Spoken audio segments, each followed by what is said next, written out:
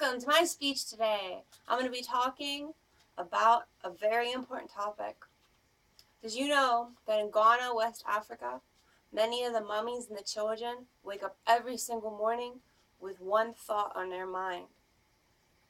That is, am I going to get water today?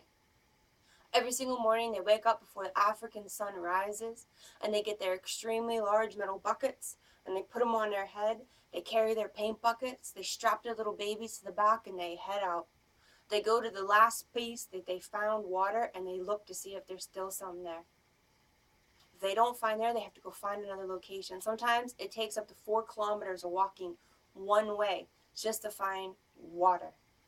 The water is often filthy, contaminated with bugs, parasites, feces, decaying animals, urine. There's a host of health problems related to drinking the water.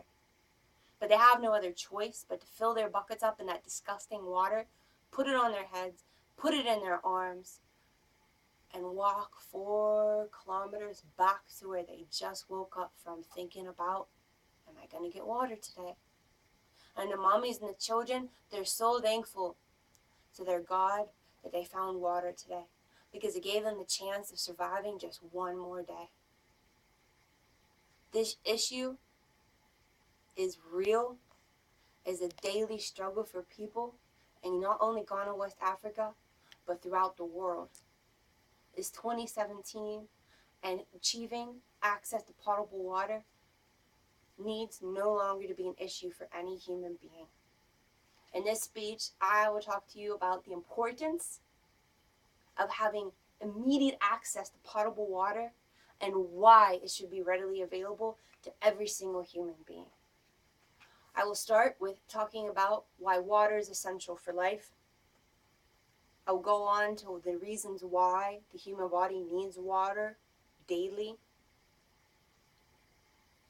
I'll talk about how water is not only important for humans, but it's important for our food sources. And I'll sum up my speech with why God created water and why man has dominion over it. Maslow, the famous psychologist, developed the hierarchy of needs, a pyramid structure.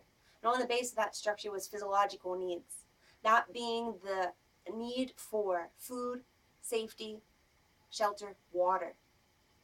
And his theory stated that once the physiological needs were reached by a human, they could go on to achieve even greater needs, such as safety, love and belonging, esteem, and self-actualization. Those mummies and children that I just told you about in Ghana, West Africa, and throughout the world, they don't have the opportunity to reach the top of Maslow's pyramid of self-actualization because every single morning they're struggling just to take care of their physiological needs. But if those people have access to potable water, they'll be able to go on and achieve love and belonging, self-esteem, and self-actualization. Not only is water an essential physiological need, it is also a vital solvent for chemical reactions. It's often called the universal solvent because it's used in a host of chemical reactions. It's a necessary element where those reactions will not occur.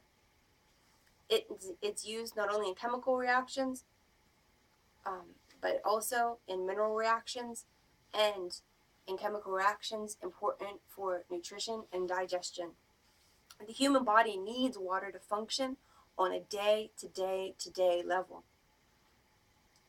It's vital for every single cell in the body, not only for the outward shell of the cell, but the mechanisms in the inside of it. The very gears of the cell that power the human body need water.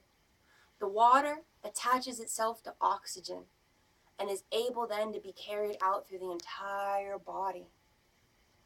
The water metabolizes food and transmits what is important directly into the bloodstream. Without this water in the body, these functions will not be able to happen. The body would eventually shut down and die because of lack of water. Not only is it important for those reasons for the body also needs to be adequately hydrated. with water.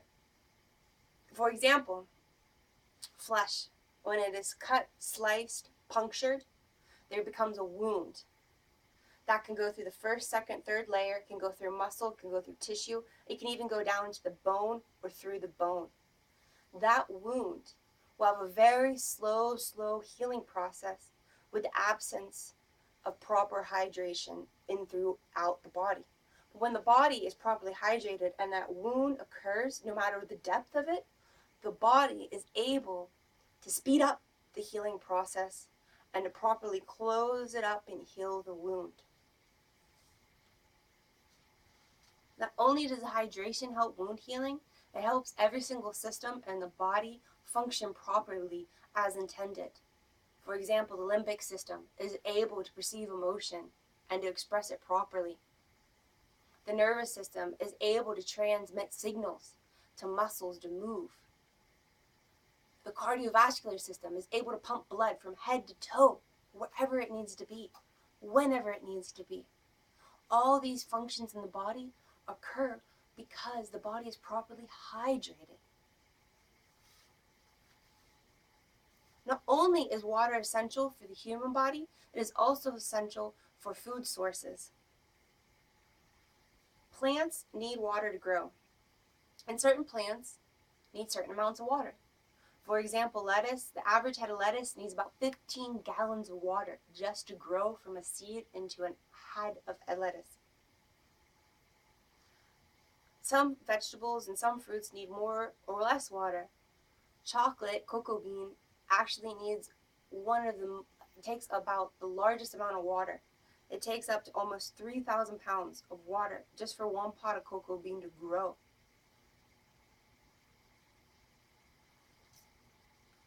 But most of the water consumption on planet Earth, 70% of it goes to agricultural, municipal, and industrial processes. This includes renewable energy and natural energy resources. Not only do the food source plants need water, but the food source animals needs water as well. Oxygen is able to dissolve in water, and so the water holds the oxygen, and so therefore all the aquatic plants and animals are able to receive the oxygen and grow. Also, every single land animal must receive the water for all their functions of the animal body to occur and for them to grow. So both plants and animals need water to survive, and the human body needs both plant and animals to survive. But most importantly, God created everything out of water. Read in Genesis 1:2 that the Spirit of God moved upon the face of the waters. And then God spoke, and it came to be.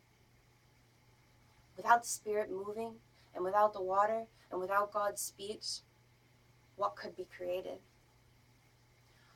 Even the firmament, we go on to read in Genesis 1, even the firmament was divided between the waters, and it was created by God's speech. Without the waters there, what could be created? We go on to read the story of creation. When God created man, he told him, look what I have created. Take what I have created and have dominion over it.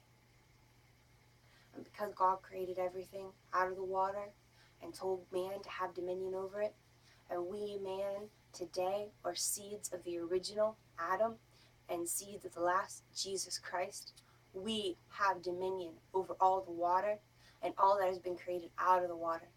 And because the Creator has given us dominion, it should be a source readily available to every human being.